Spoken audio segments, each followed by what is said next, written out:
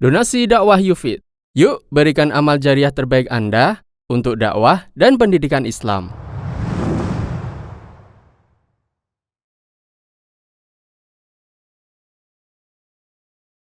Ibu itu adalah madrasah bagi anaknya. Seorang wanita ini adalah madrasah, sekolah. Sebelum si anak ini belajar kemana-mana, dia akan lebih banyak belajar dari ibunya. Itu secara umum begitu ya. Dan Allah sudah ciptakan wanita untuk seperti itu memang. Makanya Allah perintahkan dalam surat Al-Ahzab, ketika Allah bercerita tentang istri-istri Nabi radhiyallahu anhunna, Allah mengatakan waqarna fi buyutikunna wala tabarrajna tabarrujal jahiliyatil ula. Nah, ini perlu kita renungi ayat ini. Tinggallah kalian wahai istri-istri Nabi di rumah kalian, dan janganlah kalian itu banyak keluyuran. At-tabarruj dari kata-kata al-buruj. Buruj itu sesuatu yang menonjol, yang mudah untuk dilihat ya. Was-sama'i dzatil buruj, langit yang memiliki gugusan bintang, gampang dilihatnya gitu loh. Ketika nggak ada pembiasan cahaya tentunya ya, gelap gulita, kita langsung melihat dengan mudah, menonjol sekali ya. Menara yang tinggi juga dinamakan buruj ya. Walau kuntum fi burujim musyayyadah qul la yanfa'akumul firaru in farartu, apa namanya, ainama takunu yudrikumul mautu walau kuntum fi burujin musyayyadah. Kemanapun kalian, dimanapun kalian, pasti maut akan menghampiri kalian walaupun kalian ada di tempat bangunan yang tinggi-tinggi ingin berlindung, nggak bisa. Artinya at-tabarruj secara bahasa artinya menonjolkan diri, menampakkan diri. Subhanallah, Allah mengatakan wanita yang sering menampakkan dirinya itu seperti wanita jahiliyah. Waqarna fi buyutikunna, lebih banyaklah kalian tinggal di rumah. Wala tabarrujna tabarrujal jahiliyatil ula, dan jangan kalian tuh sering keluar-keluar, kelihatan seperti kebiasaan wanita zaman jahiliyah ya. Ini konsep Islam seperti itu ya. Dan ini mungkin banyak bertabrakan dengan konsep materialisme hari ini yang membalik atau menyamakan, paling tidak menyamakan, laki-lakinya kerja, perempuan juga kerja ya. Terus anak siapa yang ngasuh? Cukup pembantu ya. Jadi ibunya Masya Allah sekolah tinggi, ngajar di kampus, bapak yang cari kerja jadi bos perusahaan, tapi anaknya yang didik nggak jelas lulusan mana, mungkin cuma lulusan SD ya. Atau serahkan ke sekolah. Nah, ini kita berusaha untuk merubah konsep berpikir yang tidak islami ini.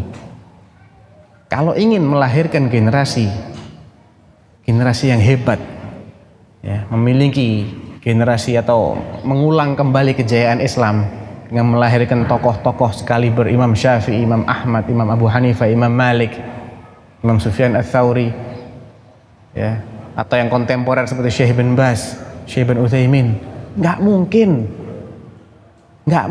tuh ibunya suka keluyuran, mustahil. Coba baca biografi mereka. Ini kita bicara sebab ya, sebab logisnya. Kalau taufik dari Allah ya ini lain soal ya. Mungkin dia ditinggal mati kedua orang tuanya, dididik oleh orang lain, itu di luar kekuasaan kita. Tapi yang logis, mereka semua adalah dididik oleh orang tua mereka pertama kalinya ya. Jadi konsep ini adalah modal dasar kita, dan kita nanti akan mendapatkan kebaikan banyak dari anak kita yang soleh ini. Karena kalau solehnya hasil didikan orang lain, ya pahala yang akan didapatkan oleh orang tuanya tidak akan sama kalau itu adalah hasil didikan dari orang tua ya. Makin banyak kita berandil, makin banyak pula kita akan mendapatkan hasil. Nah, jadi ibu adalah madrasah di samping bapak tentunya. Cuman karena porsi yang berada di rumah itu biasanya lebih banyak ibunya, maka kesolehan sang ibu ini adalah faktor paling dominan, ya. Karena dia yang langsung berinteraksi dengan anaknya. Bapak mungkin sesekali ketika dia pulang di rumah, ketika dia mencari nafkah keluar rumah, maka yang mengasuh, yang mendidik adalah ibunya. Dan pepatah Arab mengatakan faqidus syai'i la yu'ti. Orang yang nggak punya sesuatu nggak bisa memberikan sesuatu itu. Bagaimana kita akan memberikan pendidikan kalau dirinya sendiri belum terdidik?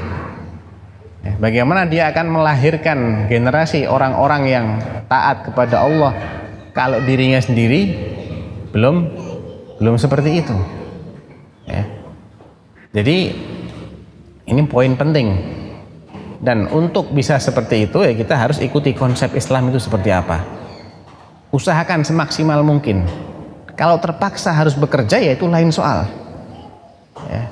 Maka keterpaksaannya harus kita ukur dengan kadarnya. Saya tidak menutup kemungkinan ada, mungkin banyak, ya, seiring dengan makin beratnya beban perekonomian yang mungkin harus ditanggung, ya, maka kemungkinan besar kaum wanita juga harus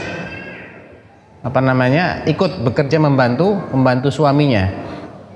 Tapi dan ini juga pernah dialami oleh sebagian salafus saleh, ya. Ada di antara mereka yang harus seperti itu, tapi tetap yang namanya kondisi-kondisi terpaksa ini harus diukur kadarnya, ya. Ketika kadar minimal sudah terpenuhi, sudah kita kembali ke status awalnya, ya.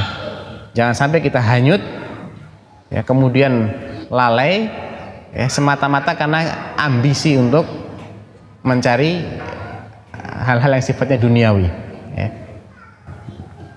Jadi dalam kondisi terpaksa maka kita akan bisa memaklumi, namun dengan catatan tidak boleh terlalu, ya, kemudian hanyut dan seterusnya sehingga peran utamanya itu justru diabaikan. Ini jelas nggak bisa dibenarkan.